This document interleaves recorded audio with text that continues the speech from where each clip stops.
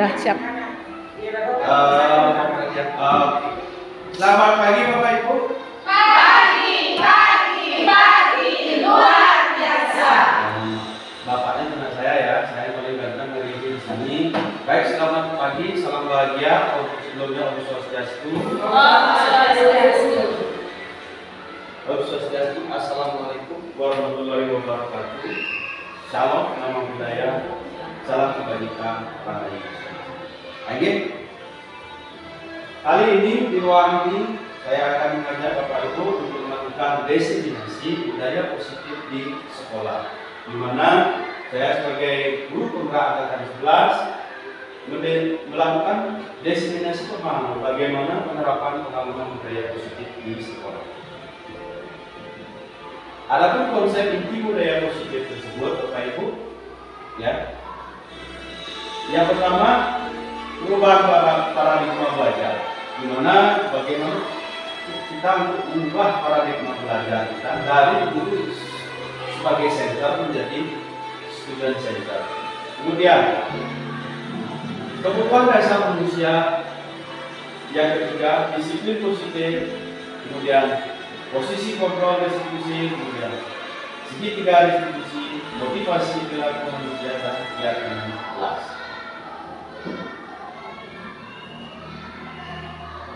Baik, Bapak Ibu, kali ini berhubung ini teman kita sendiri ya, namanya Pak Maitri.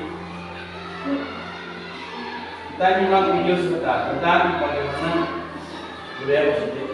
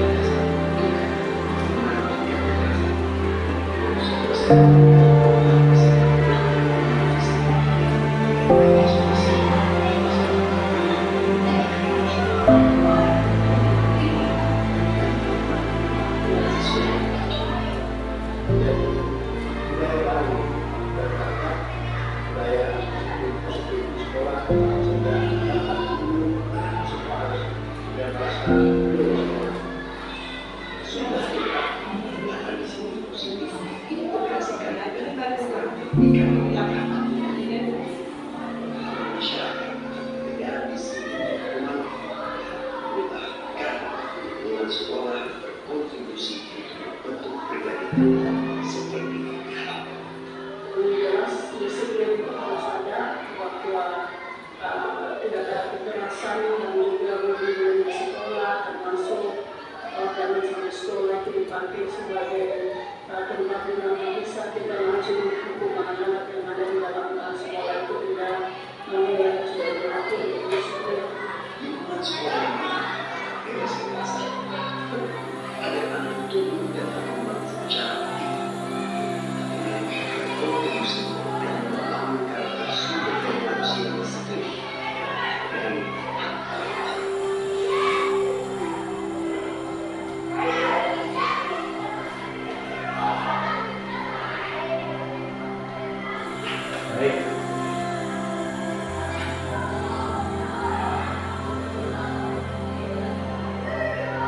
Baik, sebelum kita lanjut, kita bahas beberapa pertanyaan. Bapak Ibu, ngantuk? Ya, mohon maaf.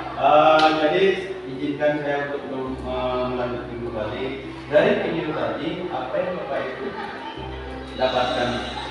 Ya, di sini ada beberapa pertanyaan normatif Bapak Ibu. Apakah Bapak Ibu setuju dengan pertanyaan berikut? Ya, yang pertama, hukuman dapat mendisiplinkan anak. Silakan. Menurut Bapak Ibu, apakah hukuman dapat mendisiplinkan? Dari video tadi, apakah hukuman tidak bisa? Oke, yang kedua, pemberian cuma dengan hal positif seperti membaca atau membersihkan halaman sekolah dapat meningkatkan disiplin anak. Ya. Bagaimana? Setuju? Oke, 50% ya. Yang ketiga, memberi penghargaan dapat meningkatkan motivasi belajar anak. Ini 89%. Oke. Jadi perubahan paradigma belajar. Ya, pembelajaran dengan paradigma baru dirancang ya dengan pembelajaran yang berdiferensiasi sehingga murid dapat belajar sesuai kebutuhannya. Ya, berdasarkan tahap perkembangan psikologis ya untuk menunjukkan hasil belajar Pancasila. Jadi sedikit tentang budaya positif. Nah, Bapak Ibu. Budaya positif itu dibentuk bersama-sama dengan murid. Jadi intinya ini bukan guru dan kepala sekolah yang membuat peraturan kesepakatan kelas, namun yang membuat adalah guru bersama-sama dengan muridnya. Jadi kita harus mengetahui dari pertanyaan normatif tadi yang mana namanya hukuman, yang mana namanya konsekuensi, dan yang ketiga yang mana yang namanya restitusi atau perbaikan. Oke. Perubahan paradigma, kembali ke perubahan paradigma belajar Bapak Ibu. Ya. Dan secara kegiatan sekarang kegiatan kepala tangan ya, ini belum pernah saya ajarkan, belum pernah saya bahas.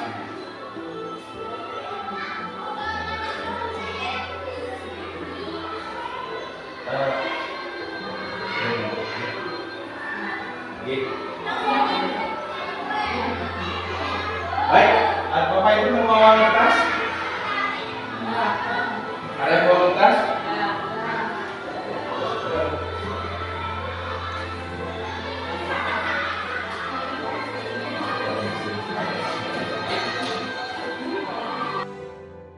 Lain dah? Ya, berapa Ibu? Ibu tunjukin sudah ada. Ya. Oke, sekarang kita sedikit refreshing ya, refreshing. Jangan dulu menulis, Udah berapa? Tangannya sekarang. Tangannya berapa? Salam. Ya. Siap. Jangan salam. Ya. Saya akan berikan pertanyaan level kognitifnya mungkin numerasi ya. Ya, sepakati dulu yang ganjil kenal. Sepakati dulu, sud yang benar. Ya, yang benar. Sudah? Yang benar. Oke, saya akan beri pertanyaan. 2 ditambah 3 dikali 4. 10. Dan genggam itu berapa? Genap siapa?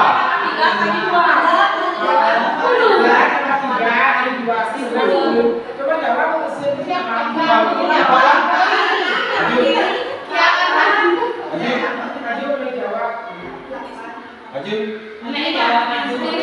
Sendiri. Berapa? TDC 8. Yang genap jawab. Belum, yang 2 orang maju 2 orang. Ya, jawabannya 8. Ya, ingat dikali dulu ya. Ini ya.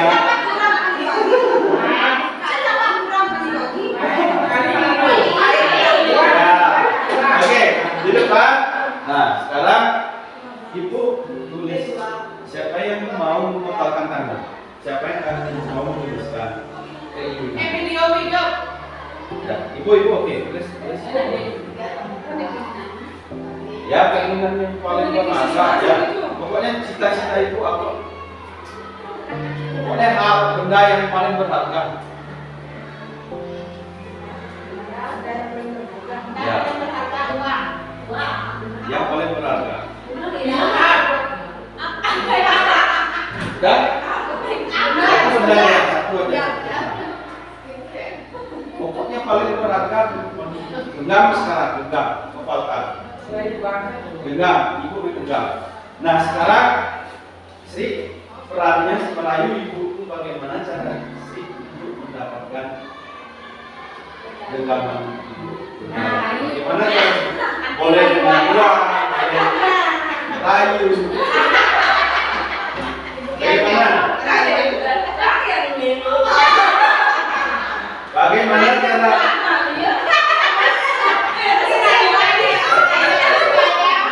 sampai terbuka genggamannya?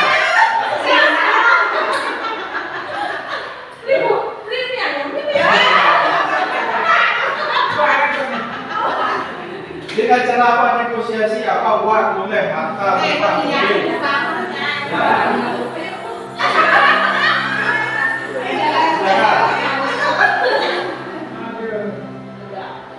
Baik. Sekarang sini tanya apa yang membuat Ibu membuka tangan? Apa yang iming-iming yang diberikan? Iming-iming yang diberikan untuk bukan bisa membuka tangan. Apa yang diberikan?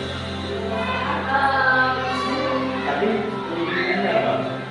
Mau dikatakan Jalan ya.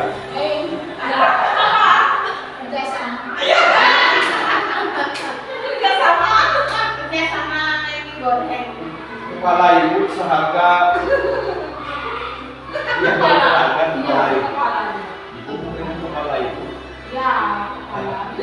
Oke, kita ya. Jadi begitulah kita sebagai guru, bagaimana cara kita motivasi diri kita untuk mendisiplinkan ya. Bagaimana genggaman itu adalah hal yang paling berharga. Bagaimana kita mempertahankan juga. Ya, oke. Kaitannya sekarang ke disiplin positif dan nilai-nilai kebijakan lebih besar. Oke. Perubahan paradigma nilai kontrol atau ilusi kontrol. Ini hati-hati bacanya ya, R-nya harus dibaca, jangan sampai hilang. Ya. Oke, posisi kontrol itu yang pertama ilusi guru mengontrol murid. Ya. Maksudnya bagaimana guru memberikan kemampuan terhadap murid ya, mengontrol siswanya tersebut. Kemudian ilusi bahwa kritik dan membuat orang merasa bersalah dapat menguatkan karakter. Nanti nggak? Contoh, memberikan rasa bersalah. kalau ada satu permasalahan anak-anak diberikan biar dia merasa dirinya bersalah.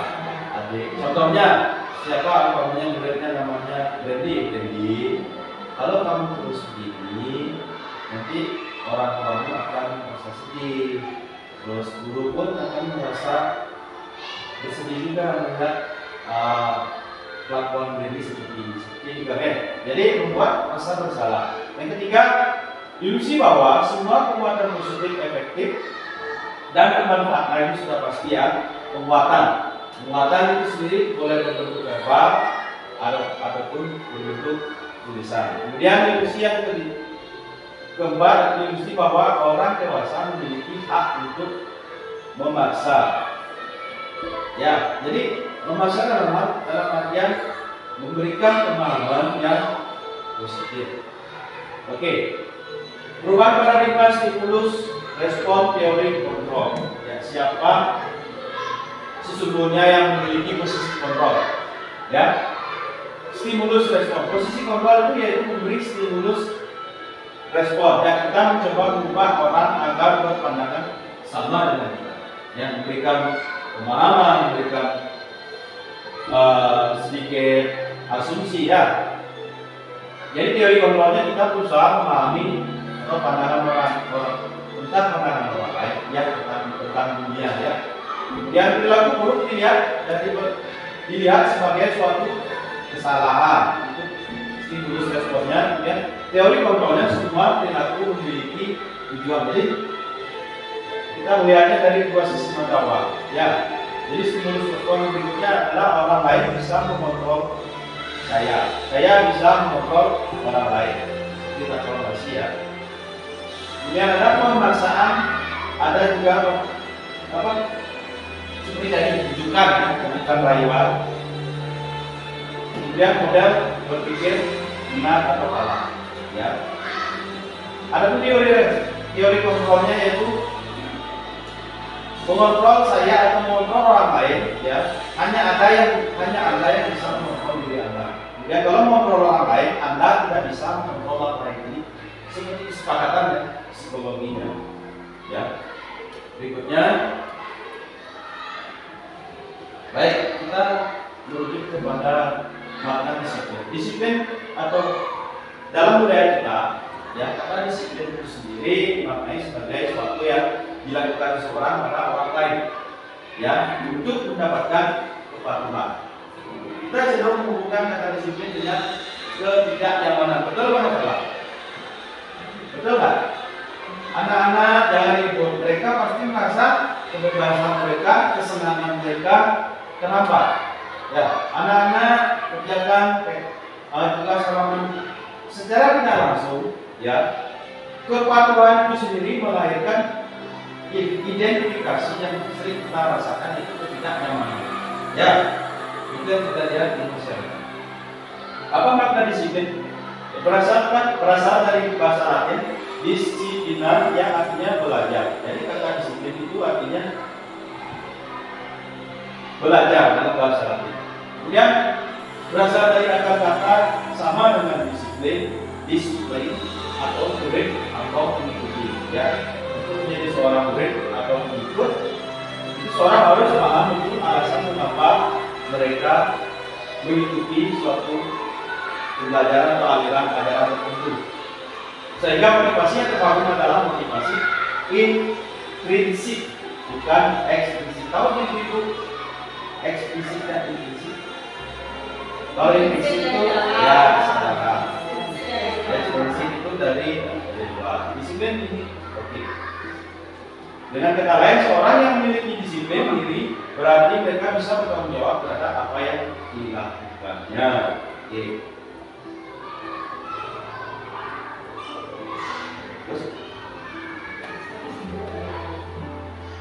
kita beranjak dengan nilai-nilai kebajikan universal. Nah, adapun nilai-nilai kebajikan universal ya. Yang pertama, bertakwa. Nilai-nilai kebajikan universal itu tidak terpengaruh oleh suku, agama, ras, golongan. Jadi universal, sifatnya universe, jadi menyeluruh, jadi tidak terikat oleh agama, budaya, suku, agama, dan ras. Jadi kebijakan sifat-sifat positif manusia merupakan tujuan mulia yang ingin dicapai individu sendiri. Nilai-nilai tersebut bersifat universal, ya, lintas bahasa, universal, lintas bahasa, lintas suku bangsa, lintas agama maupun latar belakang seperti yang saya katakan tadi. Nilai-nilai kebajikan yang ingin dicapai setiap anak Indonesia kita kenal dengan profil kerajaan Pancasila. Yang seperti kita tahu semua, beriman bertakwa, mandiri, dermawan kritis, merdeka moral, gotong royong, dan kreatif. Nah, di sini kebutuhan dasar manusia. Yang pertama, kasih sayang dan rasa diterima. Bapak Ibu ada kekurangan rasa kasih sayang?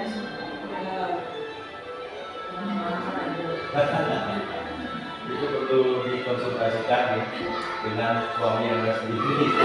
Jangan suami pisah ya. Ya, rasa diterima itu penting sekali. Kemudian penguasaan dalam artian kita mempunyai juga kuasa dalam aturan baik manajemen keluarga atau sekolah. Kesenangan, nah ini yang paling berbenturan dengan disiplin, sering berbenturan dengan kesenangan dan kebebasan. Ya. Dan yang terakhir, manusia itu mempunyai keinginan kuat untuk itu akan muncul ketika kita dalam keadaan terdesak. Contoh, pasak ayo, bagaimanapun caranya kita untuk mencari makanan. Ya, kalau kita sebagai karyawan kita membeli dengan gaji. Kalau kita tidak punya uang, terpaksa. Kriminal itu terjadi karena insting manusia untuk bertahan. Oke, teori motivasi perilaku manusia. Jelas? Oke. Teori motivasi perilaku manusia itu sendiri yang pertama, untuk menghindari ketidaknyamanan atau kelemahan apa yang akan terjadi apabila sedang melakukannya. Ya, untuk mendapatkan imbalan dari orang lain. Ya. Jadi ini teori motivasi eksternal ya. Motivasi internalnya untuk menghargai diri sendiri, saya akan menjadi orang seperti apa ya bila saya melakukannya. Jadi bisa dibedakan ya, motivasi eksternalnya bagian-bagiannya satu dua. Nah internalnya seperti ini. Jadi kesadaran sendiri. Oke, next. Nah, kita beranjak berdasarkan filosofi Ki Hajar Dewantara. Merdeka menurut Ki Hajar Dewantara artinya tidak hanya terlepas dari perintah, akan tetapi juga cakap buat pemerintah diri sendiri. Ya. Baik. Ke pembahasan berikutnya.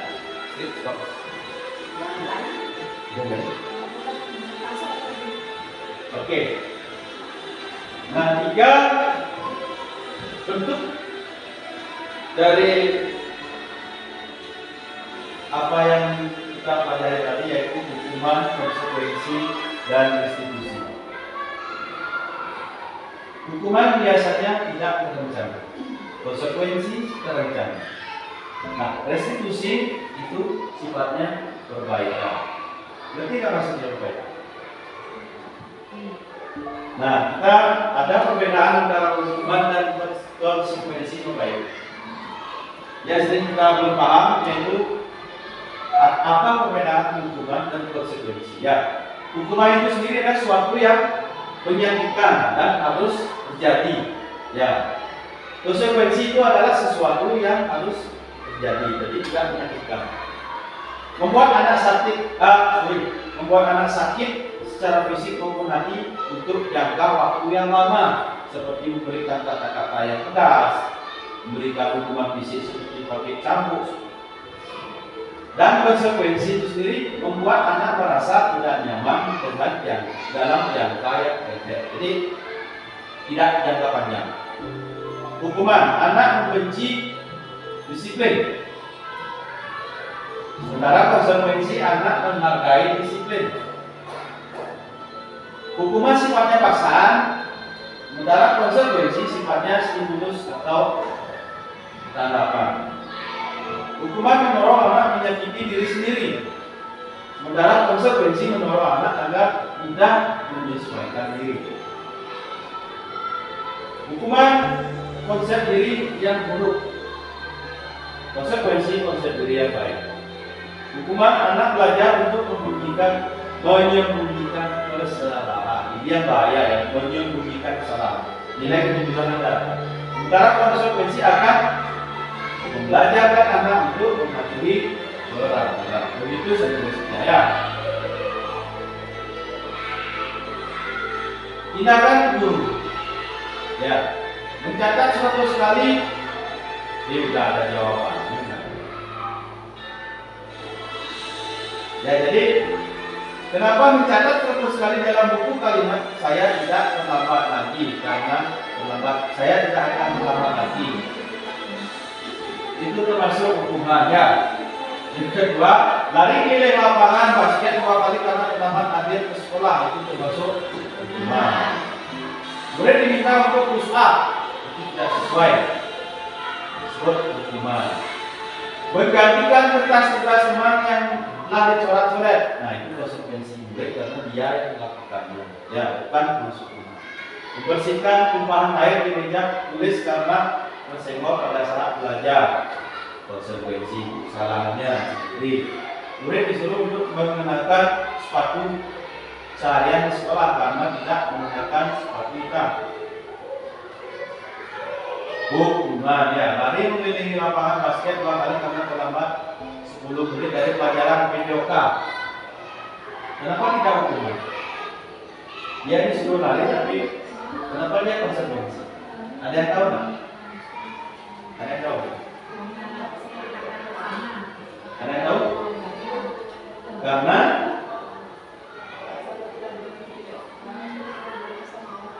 ya, ini karena dia pelajaran PJOK, dia pertama datang. Nah ini linear dengan pembelajaran PJOK, lari ya.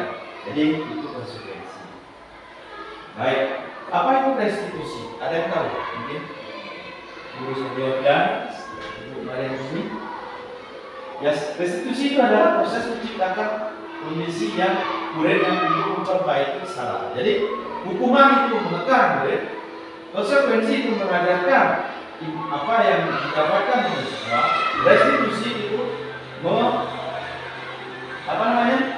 memperbaiki, mereduksi lagi, sehingga mereka bisa kembali ke kelompok mereka. Tidak ada rasa salah, dan tidak ada rasa keraguan atau merasa dia mendapatkan hukuman atau konsekuensi. Restitusi juga merupakan proses kolaborasi yang mengajak murid untuk mencari solusi dari masalah itu sendiri ya. Baik, berikut ciri-ciri restitusi yang pertama, bukan untuk menebus kesalahan, namun untuk belajar dari kesalahan. Ya, memperbaiki tawaran bukan paksaan. Restitusi menuntut untuk melihat ke dalam diri murid sendiri. Restitusi mencari kebutuhan dasar atau yang dasar dari tindakan. Lihat dari sudut pandang yang positif. Restitusi fokus pada karakter, bukan tindakan. Restitusi fokus pada solusi.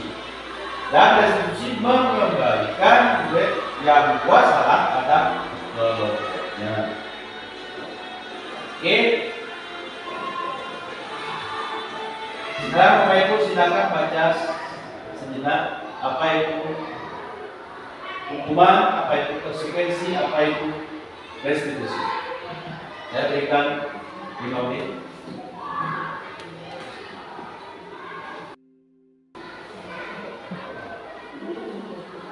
Baik, kita ke konsep posisi kontrol ya Bapak Ibu. Posisi kontrol ada 5. Yang 5 posisi kontrol tersebut ya. Jadi posisi kontrol luar 1. Identitas gagal posisi kontrolnya menghindari hukuman. Yang kedua, berhasil atau sukses mengarahkan imbalan atau tergantung pada orang lain. Ketiga, identitas berhasil sukses mengontrol diri atau menghargai diri sendiri. Jadi ada pun 5 posisi kontrol yang ini ya Bapak Ibu ya.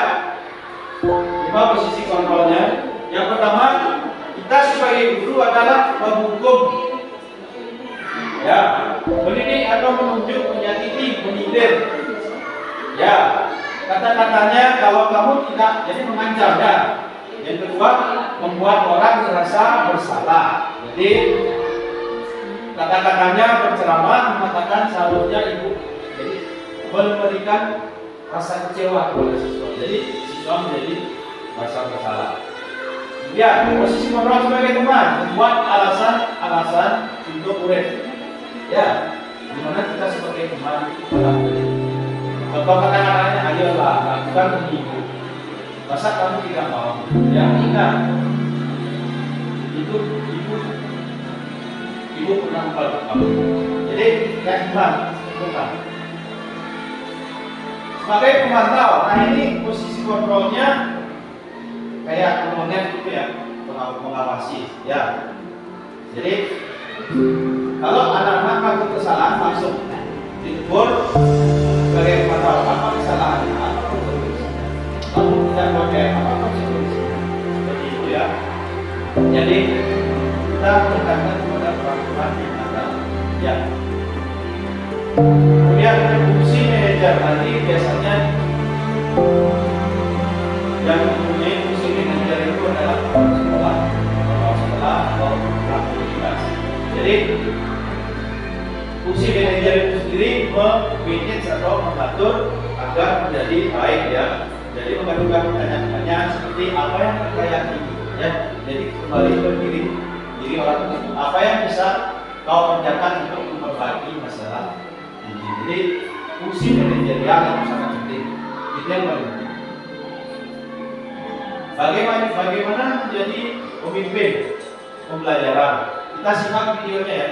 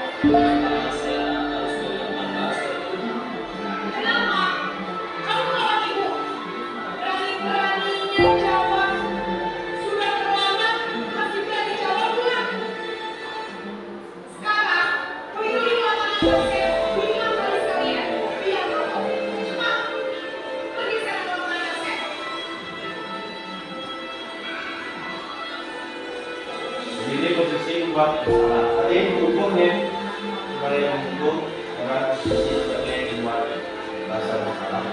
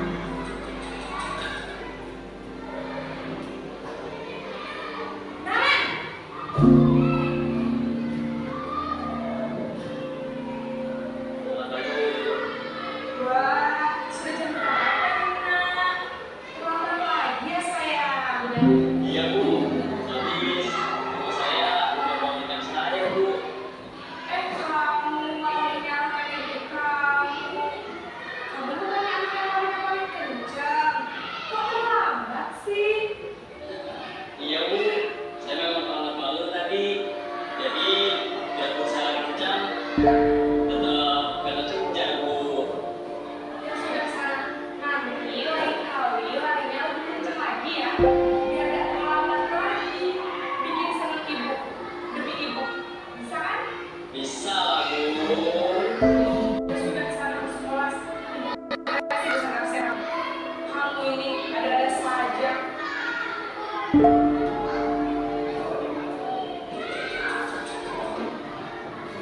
Sebagai pemantau monitor.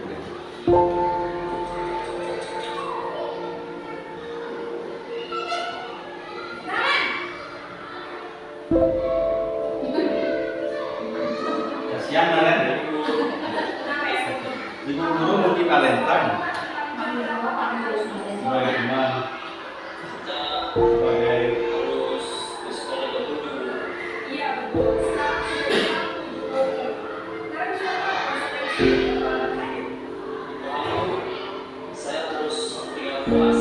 Harus jam istirahat. Harus 8 menit. Iya benar, konsekuensinya demikian. Jadi nanti jam 9.30 pas istirahat, kamu harus tinggal di kelas, kerjakan tugas tambahan untuk dalam ya. Baik, Bu.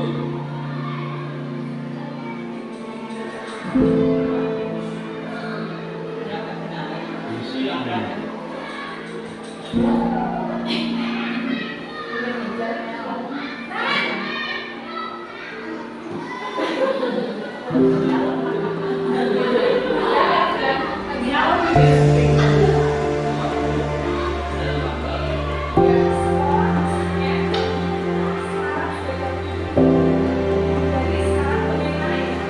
Mampu. Saya bisa sekolah.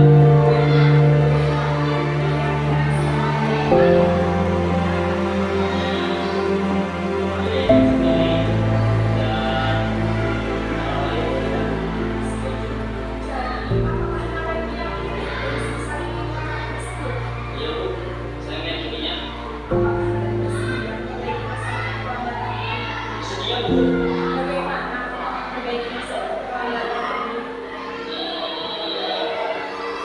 Saya mencoba untuk menjadi alam saya, Bu.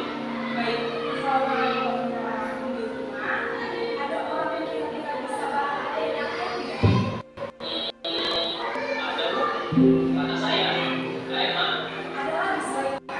Saya Kak Emma. Ada. Jadi dari video itu, nah ini sedikit pertanyaan untuk Bapak Ibu.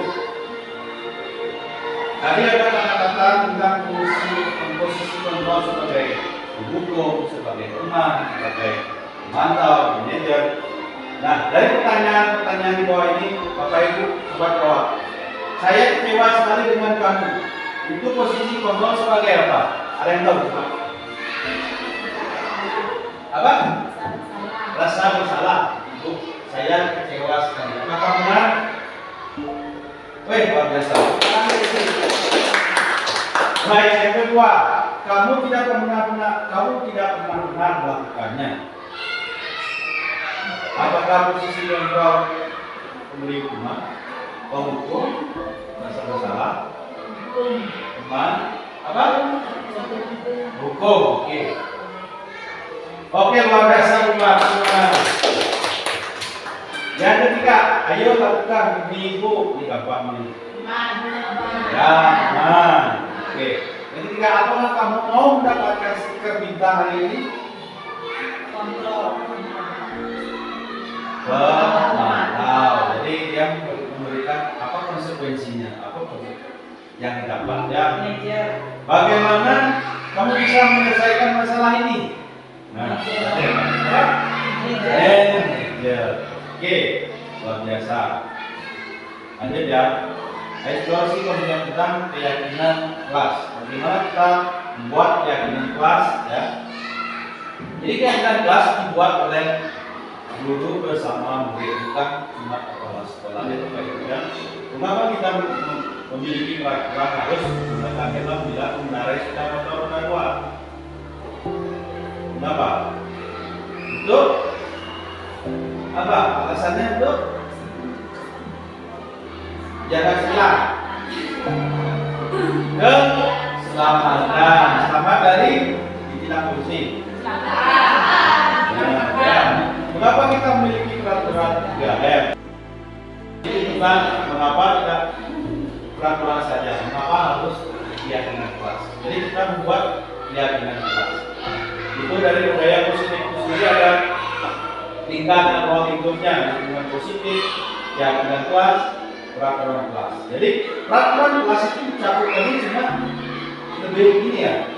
Dalam diri siswa itu lebih kecil, keyakinan kelas, lingkungan positif, budaya positif yang memegang peranan penting dalam panduan praktik keyakinan kelas. Bapak Ibu sudah membuat keyakinan kelas? Belum. Jadi berikut adalah beberapa panduan untuk membuat keyakinan kelas Bapak Ibu nantinya. Tujuannya agar siswa mampu ikut berkontribusi membuat keyakinan kelas. Yang pertama, menggali peraturan-peraturan yang perlu disepakati bersama siswa. Yang kedua, mengubah peraturan-peraturan yang sudah dibuat dengan kalimat positif. Paham nggak? Dilarang menyontek. Kalimat positifnya apa? Kerjakan sendiri. Ya. Tidak boleh terlambat. Oke. Jadi mantap ya, sudah ngerti ya. Jadi mengubah kata-katanya ke kalimat positif. Menjadikan peraturan-peraturan yang sudah lewat menjadi kebijakan atau keyakinan. Ya, menekankan kepada siswa untuk menjadikan peraturan menjadi keyakinan mereka. Kegiatan pendalaman kelas tanpa seperti atau tidak tanpa seperti, paham nggak? Nah ini yang pernah jadi itu tahu. Tanpa seperti, tidak tanpa seperti.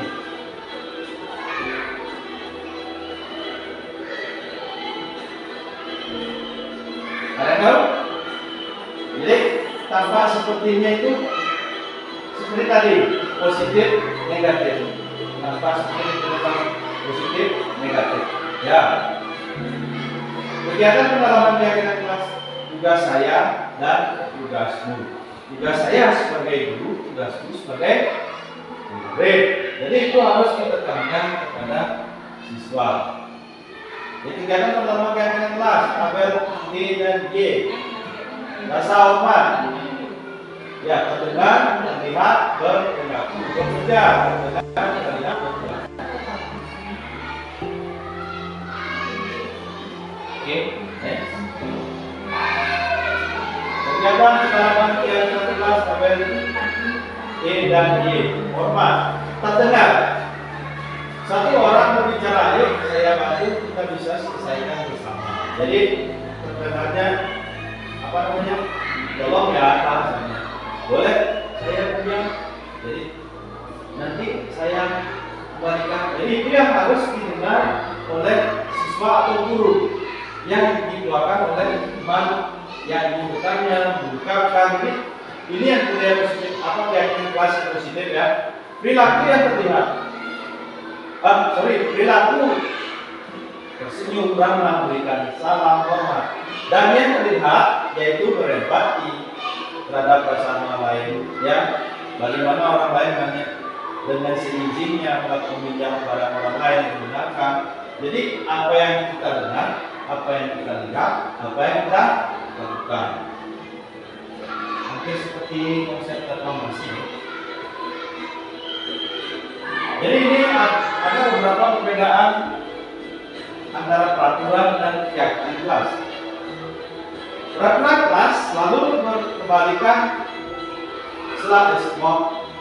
selalu kembalikan buku ke tempatnya. Keyakinan kelasnya apa? Tanggung jawab. Itu tanggung jawab kalian setelah buku kembalikan. Dilarang mengganggu orang lain, menghormati. Nah seperti tadi ya. Kalimat negatif menjadi kalimat positif. Ya. Hadir di sekolah 5 menit sebelum pembelajaran dimulai. Menghormati orang lain dan berkomitmen. Jadi ini levelnya lebih tinggi lagi. Dari negatif ke positif sekarang ke keyakinan kelas. Dilarang menggunakan narkoba, kesehatan. Dilarang menggunakan apa? Mengganti atau bergantian atau oh ya, mengantre ya. Menggunakan masker kesehatan. Oke, sekarang segitiga restitusi. Jadi segitiga restitusi itu bertujuan untuk agar kita mampu untuk mengubah hukuman menjadi suatu pemecahan masalah, mengubah paradigma bahwa murid yang bersalah itu bisa kita perbaiki sifatnya dengan cara segitiga restitusi. Yang pertama yaitu menstabilkan identitas. Yang kedua, validasi tindakan yang salah. Yang ketiga, menanyakan keyakinan. Berstabilkan identitas, contohnya ada murid pencabulan, tampil mereka, ya kita ajak ngobrol, menangkan dulu, jadi stabil identitasnya. Kemudian berikan dia pemahaman bahwa setiap orang pernah melakukan yang salah. Yang kedua, validitas tindakan yang salah. Tekankan dia apa yang dia lakukan, apa keyakinan kelas yang dia lakukan. Jadi biar dia sadar apa yang dia lakukan, ya. Kemudian yang ketiga, menanyakan keyakinan. Apa yang akan kamu lakukan untuk memperbaiki kesalahan? Ya, mulai dari kapan kamu akan memperbaiki kesalahan? Mulai dari yang telah disepakati di kesepakatan kelas. Ini ya. Oke, validasi tindakan yang salah. Guru berkata, kamu bisa saja kan melakukan hal yang buruk, tapi kamu tidak melakukannya kan? Kamu pasti punya alasan kenapa. Jadi ini kata-kata yang dibutuhkan yang dipenuhi ketika melakukan kesalahan. Pada dasarnya setiap tindakan manusia tujuannya adalah memenuhi kebutuhan dasar mereka, ya. Kemudian itu melihat kesalahan.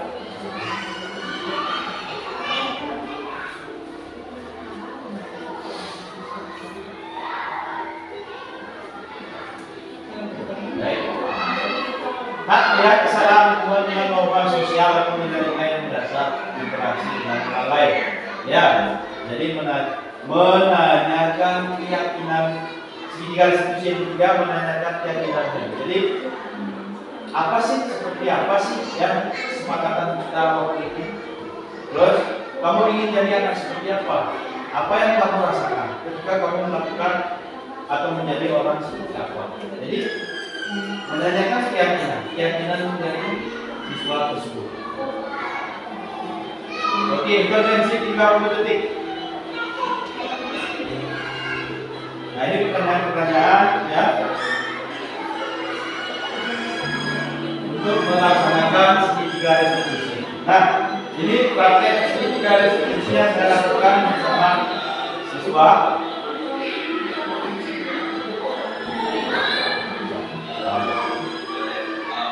Nah, ngomong.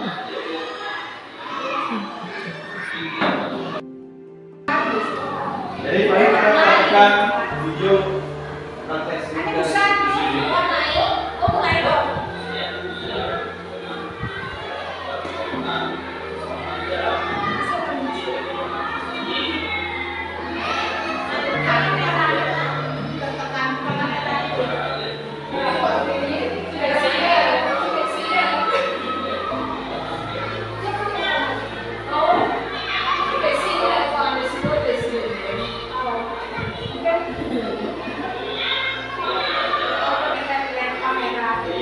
Jadi kasus anak ini dia mencontek atau melihat pekerjaan teman ketika melakukan asesmen.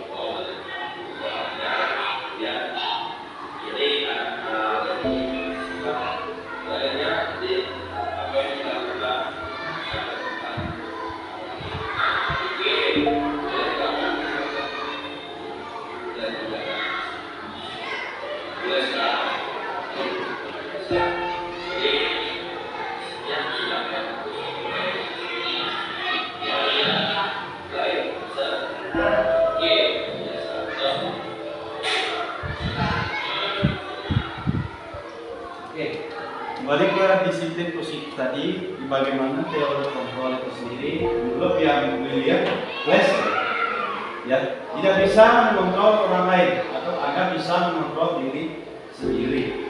Ya, semua perilaku memiliki tujuan. Jadi dua sisi mata uang, ya. Jadi kita menghindari hubungan tersebut dengan cara 5 posisi kontrol tersebut. Ya, berpikir menang, kolaborasi, konsensus, menciptakan yang baru.